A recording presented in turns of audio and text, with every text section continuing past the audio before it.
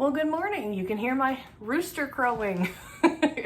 Good morning. It's because Mama said so. And today we're going to be making chicken stock from scratch. We're starting to get into fall, although my husband argued with me yesterday that it's not quite fall yet. But because I work in the school system, it's August, it's fall, it's back to school.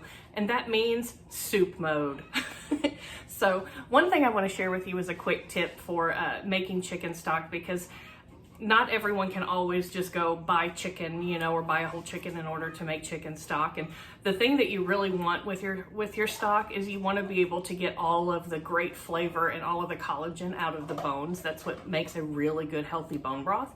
And so here's a tip. I don't like to waste anything with the cost of groceries right now. I really don't like to waste anything. So what I do is anytime that I make any kind of bone-in chicken, whether it be leg quarters or, rotisserie chicken or what have you, as long as I didn't like bread it or add anything like that to it, I will actually have my family take their chicken off the bone and put the bone into a Ziploc baggie. And then I will take that baggie and throw it in the freezer.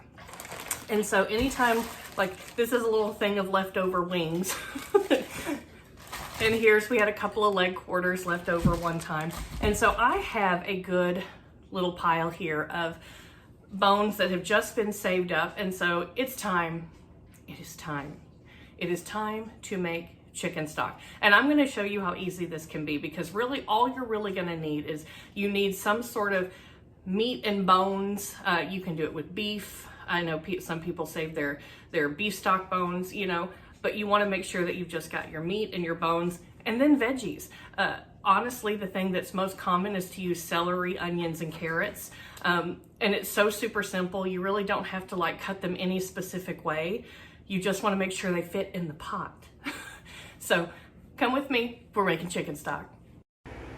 So for my veggies on this day, I am actually going to do whole heads of garlic. You just have to cut those in half, and you don't have to peel them or anything, because that is all going to get strained out at the end of the chicken stock making process.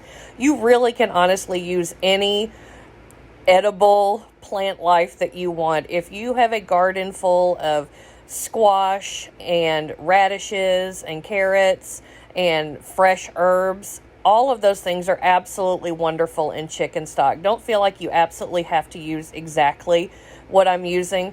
I do feel like these are the base for most soups and stews and chicken stocks is, the mirepoix, the carrots and the celery and the onions. But don't hesitate to use whatever is in your kitchen or whatever is in your crisper in your fridge. This is a great way to get through all of your veggies. I will say this, sometimes if I have veggies that are about to kind of go south, I will actually throw those into a freezer bag as well and pull those out to use in chicken stock. So I'm now going to add all of those vegetables to my pot. As I'm filling up this pot with all of my, frozen chicken pieces and everything, I had the thought that, oh my God, it's not all going to fit in here. But we do make it work. But I fill this stock pot up just to its absolute max. But fit all of that in there and then top it off with water.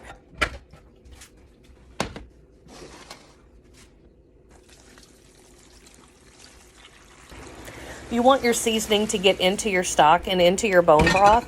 And so in the very beginning of chicken stock, actually, all I add is salt, pepper, and parsley as a base for the seasonings for my chicken stock.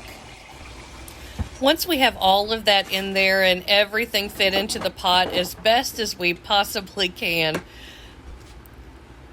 we are going to just turn this on. Actually, I put this on high because everything is frozen in there, in order to bring it to a boil, because you want to bring it up to a good, nice, full boil so that everything's nice and piping hot. And then I usually turn it down to medium-low, and I let this go for as long as I possibly can. I want this to go for 8 to 10 hours if I can. At this point, you can see it's come up to a full boil, and so I am going to start turning it down and just letting it do its thing.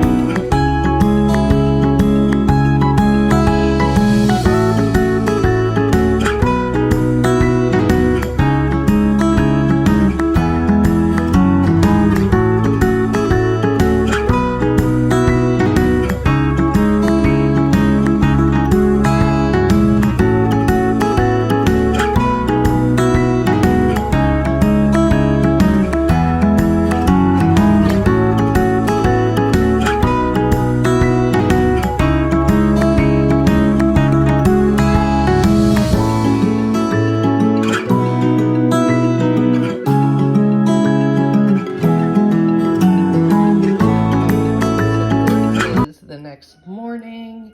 This is after probably about 10 hours of low and slow. I did come in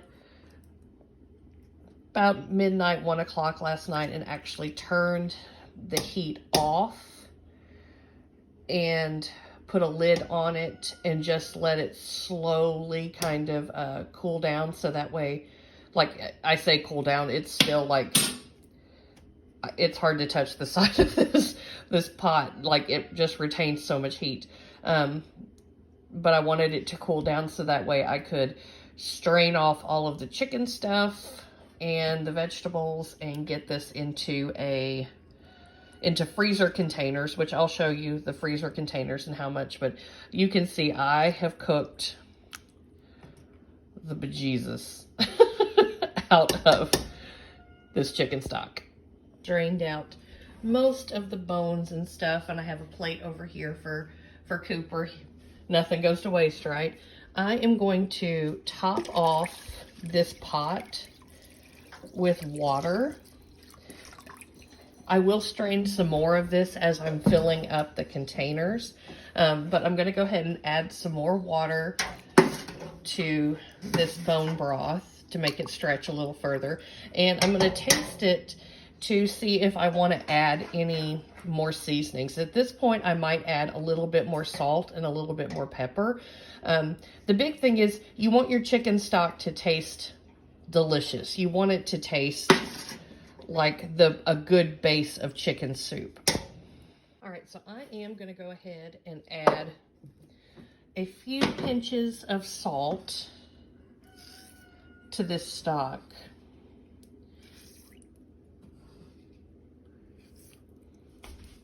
You want to make sure that your stock is flavorful.